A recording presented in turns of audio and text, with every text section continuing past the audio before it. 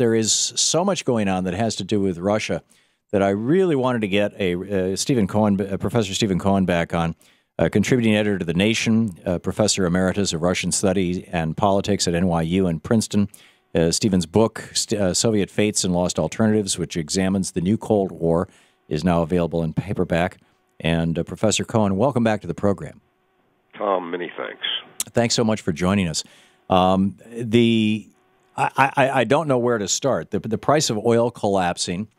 6 months ago, there was an article that I saw that indicated that I think it was Petrobras, the Russian oil company, had just cut a deal with the Cuban government to explore oil in Cuba. That, I'm assuming, is at risk now as a result of the Cuba change. There's all, the Russian economy collapsing. What's going on? Well, that's a general question. I'm not sure Petrobras is a Russian company. You may be right. I'll have to find the article while we're talking. Yeah, I think it's a Latin American company. Yeah. Tom, we haven't talked in a long time. Maybe you'll let me just summarize. Please. What's happened since we began to talk, which was early this year, back in February, I think, and up to today. I said in February, when the crisis began in Ukraine, when the elected government, the president, was overthrown, and a kind of street government with representatives in the parliament came to power, and that coup was endorsed by the United States, and that remains the government in Kiev today. I said that what had begun as a political dispute over whether Ukraine should sign a free trade agreement with Europe or maintain its traditional economic ties with Russia, a perfectly legitimate debate, a political debate, became a civil war, because Ukraine is an inherently divided country, part tilting toward Russia, part toward the West. And I said to you, the danger is that civil war will become a proxy war, with the United States supporting Kiev and the Russians supporting the eastern provinces of Ukraine. And that happened. Yes. And then the civil war became horrible. About 5,000 people have died. The infrastructure of the eastern Donbass, which is really the industrial, metallurgical, natural ore deposit center of Ukraine, has been terribly damaged, and about 1 million Ukrainians have been made into refugees. I think about 800,000 going to Russia, the others trying to find shelter elsewhere in Ukraine. So what I foresaw happened. We entered into a new, and I think in some ways more dangerous, Cold War with Russia. But now we have something potentially worse. We'll leave aside the Russian reaction for the moment. But as you know, last week, or in recent weeks, both houses of Congress have passed bills and resolutions. They are essentially declarations of Cold War against Russia. And they passed, I think there were 10 no votes in the House, and the Senate report was that it was passed unanimously. I don't know whether everyone was there. So I don't know whether a couple of the Democrats who might challenge Hillary Clinton voted or abstained or didn't feel well that day. I just don't know. I haven't seen the roll call. But these bills, which now Obama has said he would sign, are not only a declaration of Cold War, but hot war against Russia, military, political, and economic.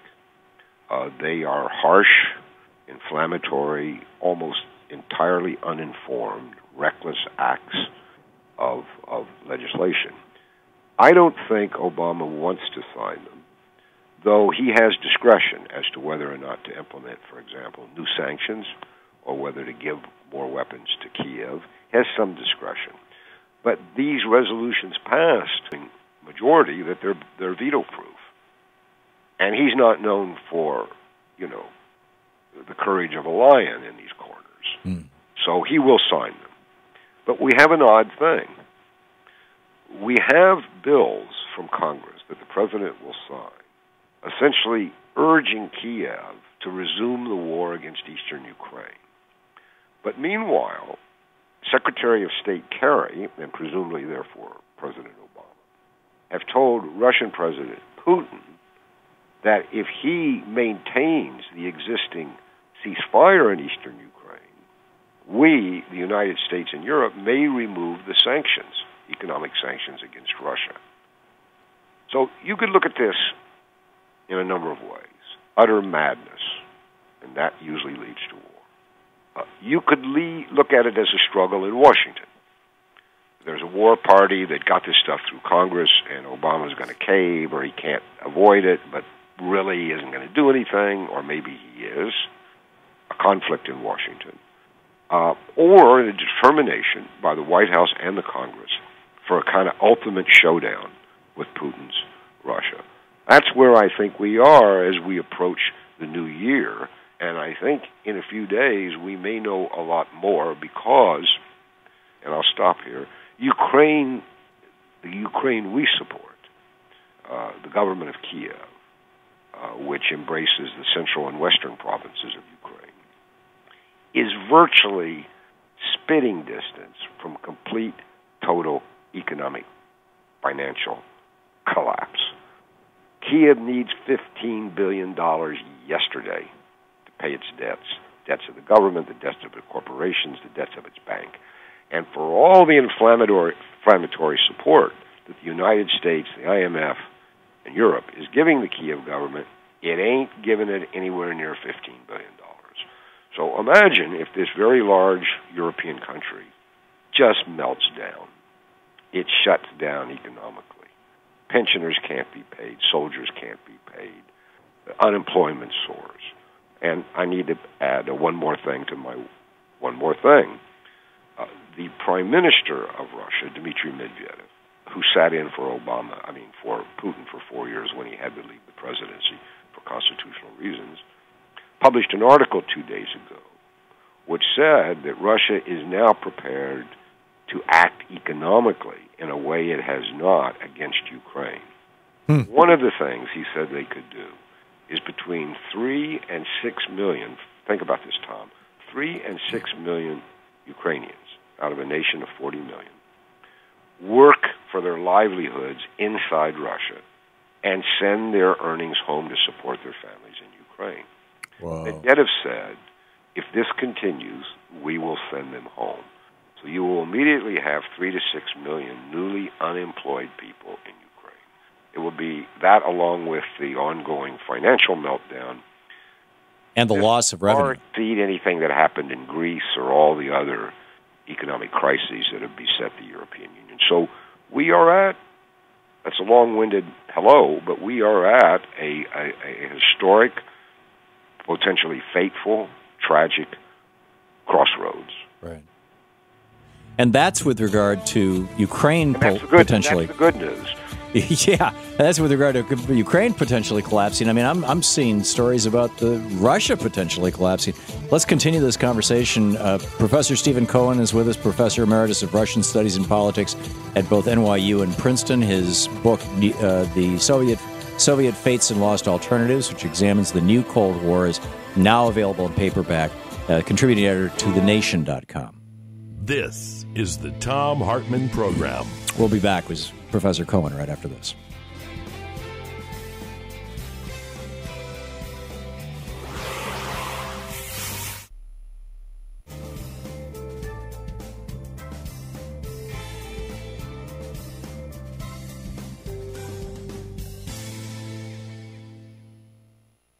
So, Professor Cohen, meanwhile, Russia, the ruble is disintegrating. There's this has the potential to be this contagion that's the consequence of the collapse of oil prices. The bond markets internationally are starting to get flaky. The Saudi oil minister, came out today and said this price drop is only temporary. I think he was trying to prevent basically a worldwide crash, but it seems to be starting in Russia. What's with that? There is absolutely no doubt that Russia is on the verge of an economic crisis.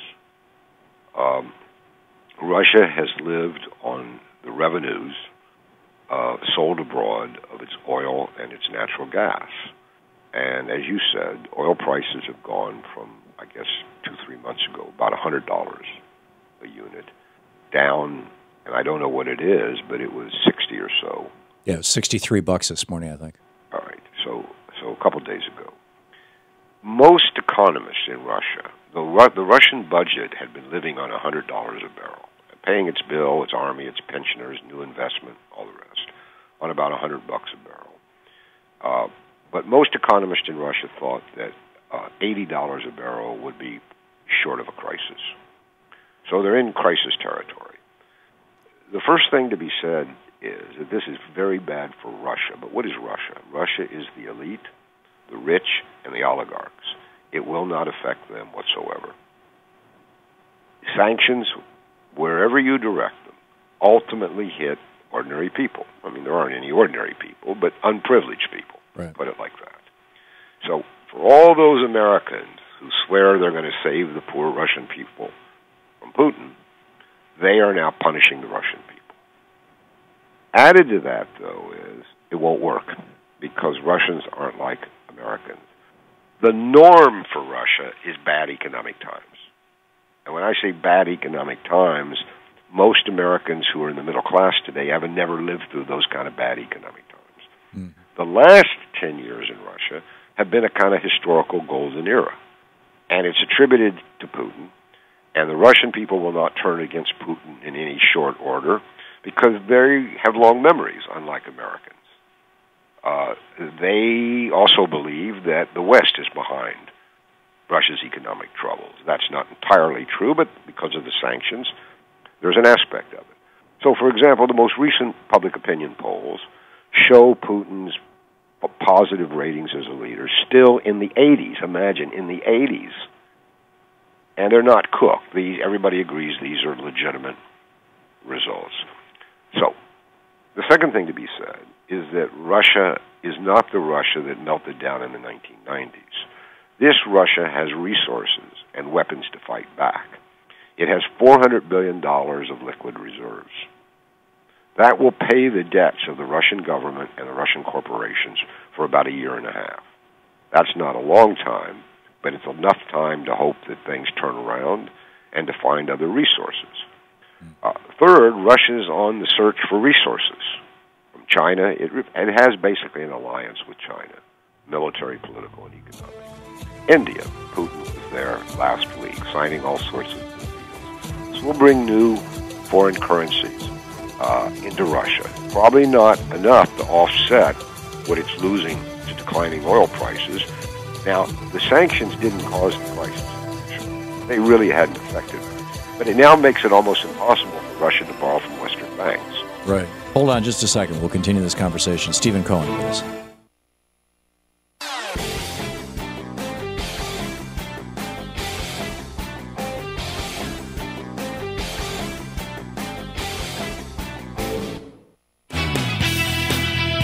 20 minutes past the hour. Welcome back.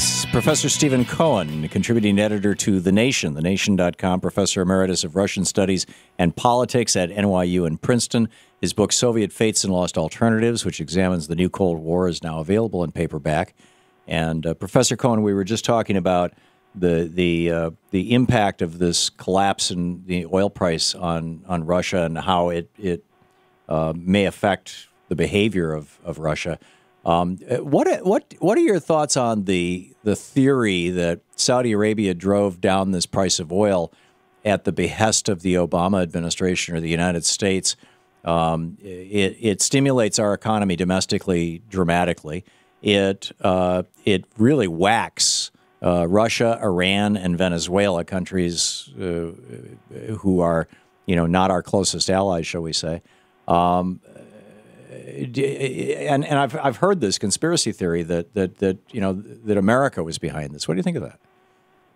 The most important thing for anybody who comments publicly, but especially a professor, to say when they don't know is they don't know, and I don't know. What we know is that during the Reagan administration and during the existence of the Soviet Union, there was a policy of the Reagan administration of driving down the price of oil to weaken the Soviet Union, and it was successful. It didn't destroy the Soviet Union. That came much later and for different reasons. There are also reports that in addition to the sanctions, because there are a lot of loopholes in the sanctions, that the Obama administration is putting pressure on all foreign banks and governments not to give Russia any economic aid or economic relief or extension on its debts. I think some of this is happening, but the Saudis aren't nuts, or maybe they are, but it's not just the oil-producing countries that will suffer. This is starting to hit Europe. Now, Europe is supposed to be America's closest ally. It hits Europe because everybody said, after the end of the Soviet Union, globalization, integrate Russia into the international market. And they did. And we would need a couple hours on the air, Tom, to itemize all the ways in which the European economy has become seriously dependent on Russia's markets. Mm-hmm. And Russia has closed its agricultural markets.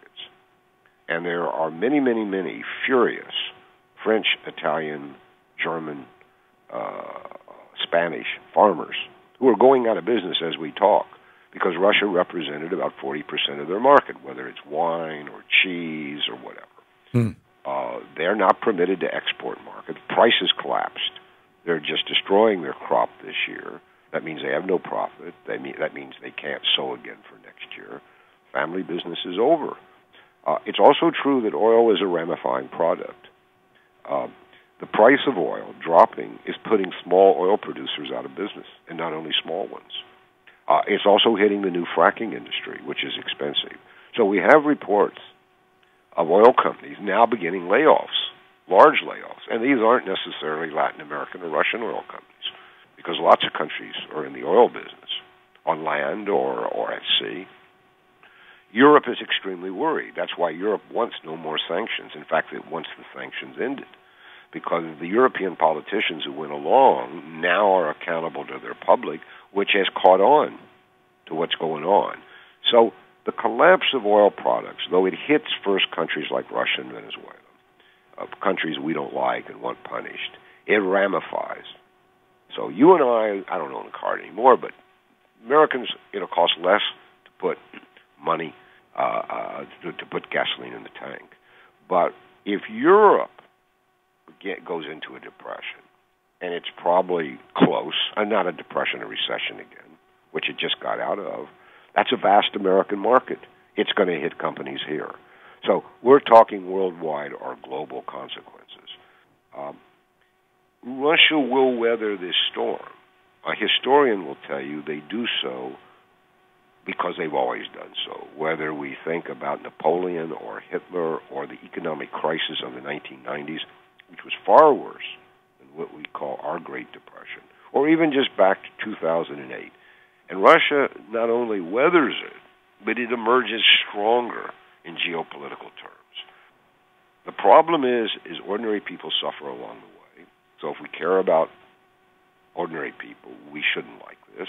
But it also means that the Russia that emerges is more authoritarian. Democrats, reformers, liberals, progressives, whatever you want to call them, whether you're a proponent of representative government or gay rights or minorities of any kind, the only chance they have of a fair shake in Russia is when things are calm internationally. When things are bad, Russia becomes more authoritarian. The other point to be made is that we have written a narrative about the Russian President Putin as the demon. I heard that former General Wesley Clark said somewhere the other day, he's always somewhere saying something, that Putin is the most dangerous leader since Stalin. Can you imagine? I mean, Stalin ranks among genocidal leaders with Hitler. Yeah, he murdered 20 million of his own people. And here's Clark, a man who once headed NATO, who I think, or some big American military organization, once ran for the presidency, who is considered a major authority, saying that Putin is the worst since Stalin and maybe worse. So a kind of madness has come over America about Putin. But here's the thing. Putin leads Russia, makes decisions, and rallies his political class and people, not in our narrative, because we think everybody should live in our narrative of events, but in Russia's narrative. And in Russia's narrative, Putin sees himself as Russia's savior. the man who saved Russia from collapse in 2000 after what had happened under Yeltsin. Now, we could say, well, that's his vanity. Problem is that most Russian Poles think he's right. Can't imagine an alternative to Putin. Right. Remarkable. Remarkable times we live in. Professor Cohen, do you think that we've wrapped this topic, or would you like to continue discussing it? I always like talking with you, but you got a lot on your agenda, so you have to make... If you can stick around, I have a few more questions. All right? One thing we didn't discuss... You're listening to the Thom Hartmann Program. Call 202-536-2370. We're going to pick up one more segment here with Professor Stephen Cohen after the break. We've got 6 minutes of news here at the bottom of the hour. We'll be right back with Professor Cohen. Stick around. Defending America from the weapons of mass deception. Thom Hartmann here with you, and Professor Stephen Cohen on the line with us, Professor Emeritus of Russian Studies and Politics at NYU and Princeton. His book, Soviet Fates and Lost Alternatives, which examines the new Cold War, is available in paperback now. And Professor Cohen, first of all, welcome back. Thank you. Thank you for sticking around. Let me just share with you a couple of... This is July 12th, 2014. The headline, Russia's Rosneft to help Cuba explore offshore oil reserves, according to a cooperation document signed between Russia and Cuba during President Vladimir Putin's visit to Havana. This was back in July. And then here's another one, this more current. This is from day before yesterday. Bloomberg, after the single worst day in Russia's 9-month-old financial crisis, the fallout is spreading across global markets. And then they talk about how a PIMCO fund, a bond fund, has been wiped out, and they're concerned that the collapsing corporate bond market, both in the United States and around the world, particularly, it's apparently 12 to 20% of that market in the United States is these frackers, these oil developers, is collapsing. What are the best and worst outcomes of this collapse in the value of oil or the price of oil, and the president, I believe, yesterday announced more sanctions against Russia. Where does this end, in your mind? Well, what happened to Cuba in this discussion? You began with that. Oh yeah, it was that goes into my conspiracy theory that there are basically multiple. The Russia's taking multiple hits from the United States. This, Cuba being one of them, normalizing relations with Cuba will probably push the Russian oil exploration company out and bring an American oil exploration company in. I'm actually not so sure about that. I know a little about Cuba. I got interested because one of the themes of my scholarly work has been researching and writing about how communist state monopolistic economies transition to partially market economies. And when that began in Cuba a few years ago, I decided I wanted to go to Cuba and look at it. So I went with my wife, Katrina Vanden Heuvel, the editor of The Nation. We went on our own for a few days because I just wanted to see what the new market economy would look like, and I wanted to talk to some of the top officials who were planning it because I'd studied the history of this in Russia and in China and other countries. Note this, that of course it's an excellent thing that Obama did, restoring diplomatic relations. I mean, it's 55 years or 60 years overdue. Never should have broken relations in the first place. And the only people who suffered were the Cuban people. But Obama did not, because he cannot, remove the embargo, the economic embargo. Congress has to do That's congressional. Right. And a lot of congressmen, including Rubio, wants to be president, and the Democrat, Menendez, have said they're not going to let this happen. So, Cuba's economic situation has not yet changed. Remember, too, that the reason that Obama did this was not a sudden flashing geopolitical understanding of the folly of American policy, but because we were isolated in Latin America in regard to Cuba. And with the Panama Conference coming up, some countries had said they weren't going along with the United States in any regard regarding Cuba. So now, diplomatically, Obama can go, and presumably Raul Castro will be there, and they will meet and shake hands. But the embargo is in place. Russia inflicted on Cuba grave economic wounds with the end of the Soviet Union because it couldn't continue to subsidize the Cuban economy. But in recent years, Russia's come back. It forgave a large part of Cuba's debt. That was extremely important. And you're right, Russia had begun certain, not only oil, but other infrastructure investments in Cuba. It's not clear that's affected yet. And there are a lot of countries there. But here's what the United States did under the embargo. If a French bank or corporation abetted the Cubans financially, the United States punished those banks of our allies with penalties. And that's what stopped investment into Cuba. The only thing that will start it again, and by the way, Cuba is a place not only desperately, but positively in need of investment. There's so much on this beautiful island that would cost not so much to revive and make the island flourish. But nothing is going to happen big time until the embargo and the American penalties. And Obama was silent about that. So right. We will see about that. How could this end, Tom? I am usually considered calm, balanced. I once wanted to be a professional golfer, methodical. Mm-hmm. I think the danger of war with Russia is still with us. It's easy to see the slippery slope, and we're halfway down it. The oil, which, by the way, has always played a role in the onset and fighting of world wars, Russia ultimately is needed in the world. It has so much oil. And there are such oil-thirsty countries that are much bigger and more important to Russia than we are, notably China and India. Had we had this conversation 3 weeks ago, you would have said to me, hey, what's happening? Russia just signed $600 billion worth of agreements for oil with China. What's that about? And India has been, excuse me, Tom, been heavily dependent, and happily so, on Russia for decades, not only for oil and gas, but weapons. So Obama says Russia's isolated.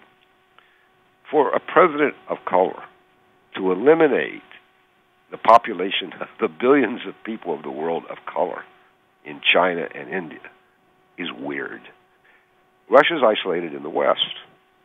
But that brings us to a question about the oil.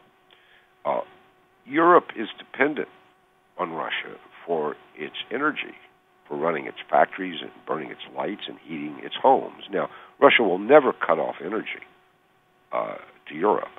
But if the situation in Ukraine deteriorates and it remains, I think, the source of about 20% transit from Russia to Europe of that energy, Europe will become extremely vulnerable. And Europe knows it. And Europe wants these sanctions ended, except for the fools like Cameron, who probably will try to take the UK out of the EU anyway when he runs for re-election.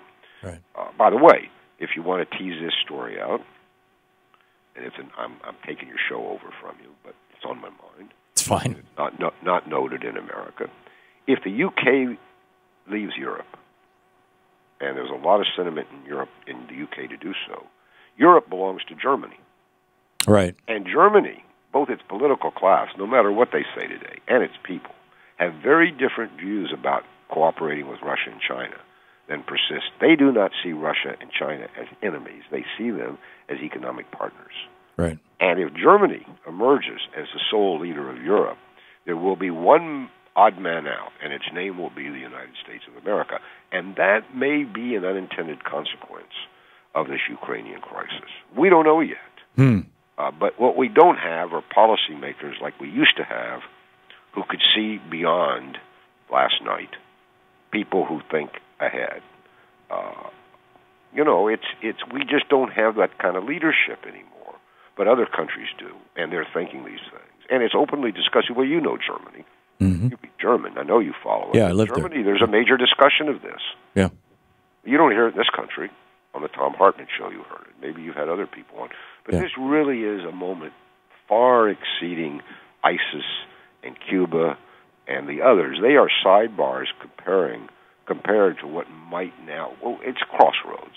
Right. There's plenty of time to get out of this. All it takes is what's called leadership. Everybody knows the way out. Yeah. And maybe that's what Kerry meant I'm curious, speaking of John Kerry, your take on this 3 sentences from Yahoo News report. On April 22nd, Cyprus-based Burisma announced that financier Devon Archer had joined its board. Archer, who shared a room in college with John Kerry's stepson, Christopher Hines, served as national finance co-chair of the former senator's 2004 presidential campaign. Then on Monday, the firm announced that Joe Biden's younger son, R. Hunter Biden, would join the board of directors. And then they asked this rhetorical question: why would this company, which bills itself as Ukraine's largest private gas producer, need such powerful friends in Washington? Well, you know, I'm older than you, but you're old enough to remember that at least our political class pretended to care about appearances. But the notion that the vice president's son is sitting on the board of directors or in some high position of the main Ukrainian gas company leads some people to think of a conspiratorial mind, that this whole Cold War with Russia is really about taking over Ukraine's natural resources. Right. I'm not prepared to reach that conclusion yet. But what in the world could the vice president have been thinking? By the way, this is a son whose track record is a little mixed, to say the least. And the same thing with these former economic advisors to Kerry and McCain. They're popping up all over Ukraine. I don't know if you do know, that Ukraine just passed a law that it could find foreigners with purported expertise to make ministers of its government. Now, unfortunately, in Ukraine, you have to be a citizen.